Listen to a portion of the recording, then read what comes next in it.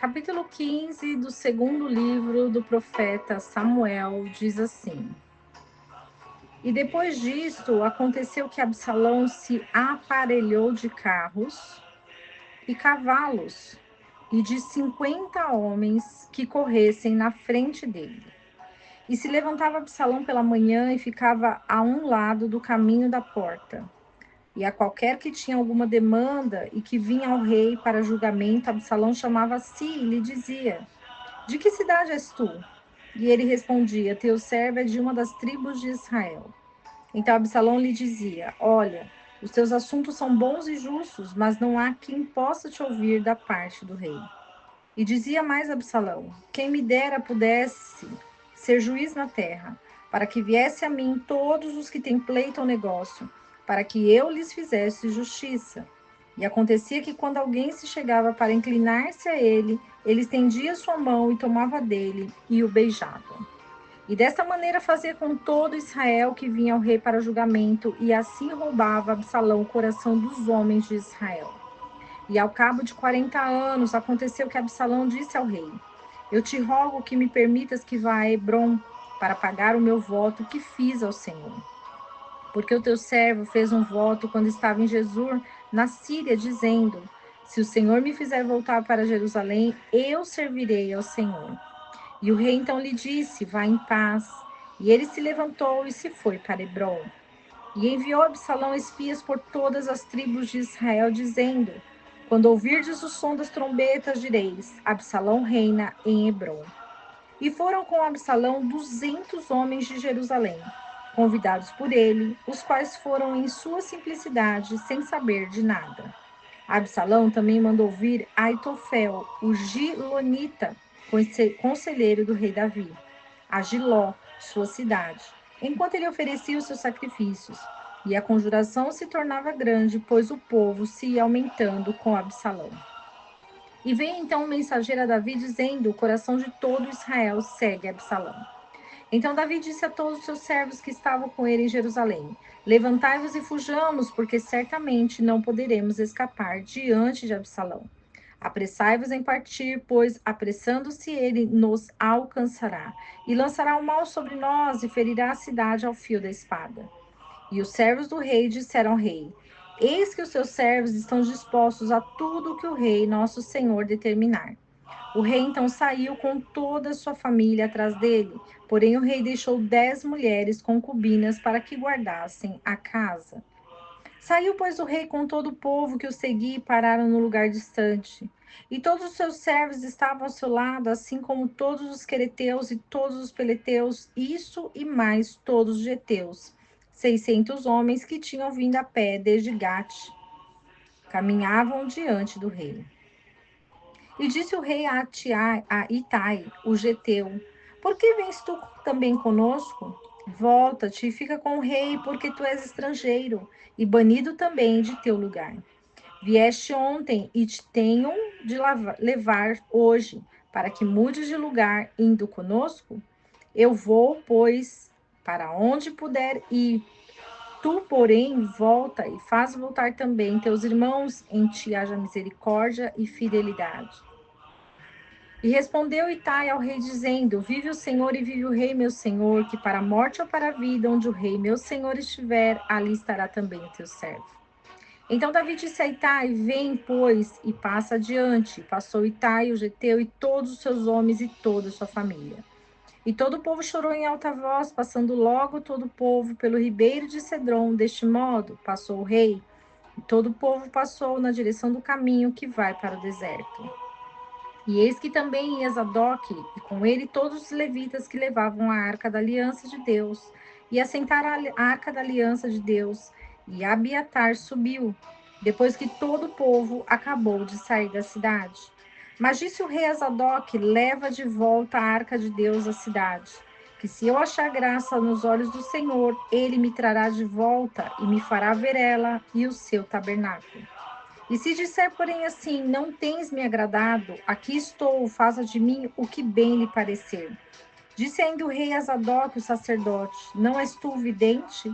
Retorne em paz para a cidade, e convosco seus 2 filhos, seu filho Aimaas e Jonatas, filho de Abiatar.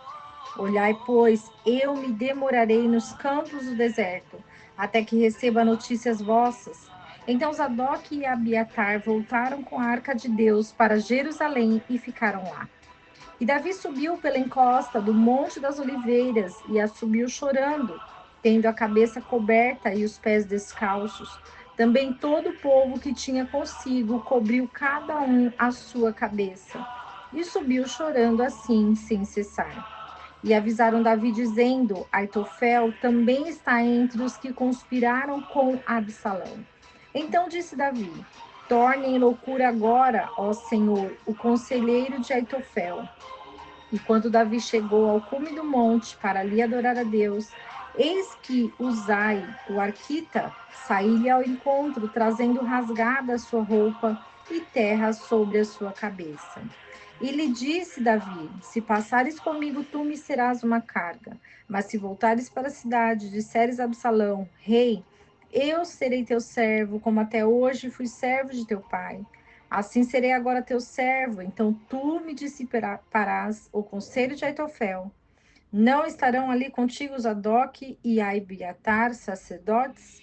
Portanto, tu, o que ouvires na casa do rei, avisarás disso Zadok e Abiatar, os sacerdotes.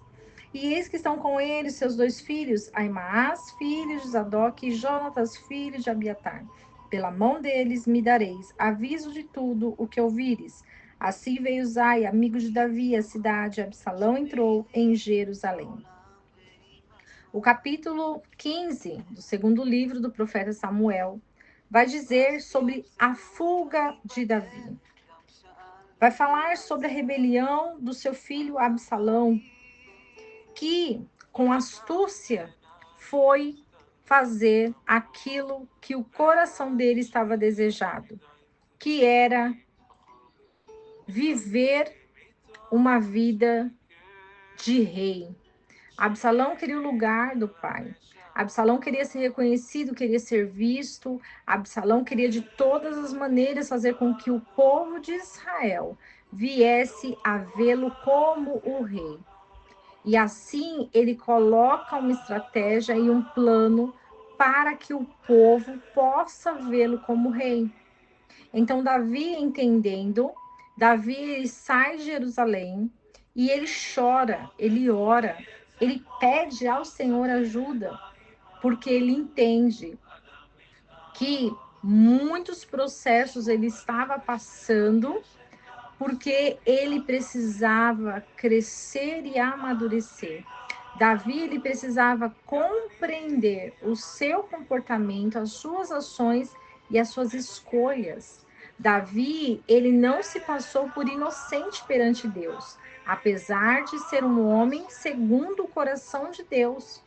E muitas vezes, não importa se temos uma grande missão diante do Senhor, quem são as pessoas que podem nos acusar? Aqueles que nos acusam, aqueles que nos apedrejam, aqueles que nos julgam, será que eles não têm pecado? Atirai a pedra aqueles que não têm pecado. E por isso Davi, que foi o maior rei de Israel, Davi, ele sabe da sua posição e do seu lugar. Porém, Davi desagradou a Deus quando teve um comportamento pecaminoso, que foi desejar a mulher do próximo.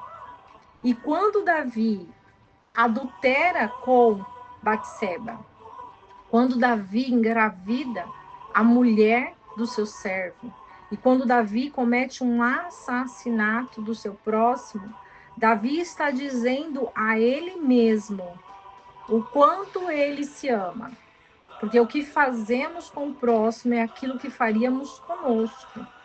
Então, é importante entender que o filho dele estava ali numa representação de querer o lugar do outro, querer o lugar do próprio pai. E quando nós desejamos o lugar do outro, nós não agradamos a Deus, porque cada um tem o seu lugar. E quando nós erramos, nós sofremos as consequências. Que Deus abençoe você com essa palavra, que não esqueçamos do versículo que diz: conhecereis a verdade, e a verdade vos libertará.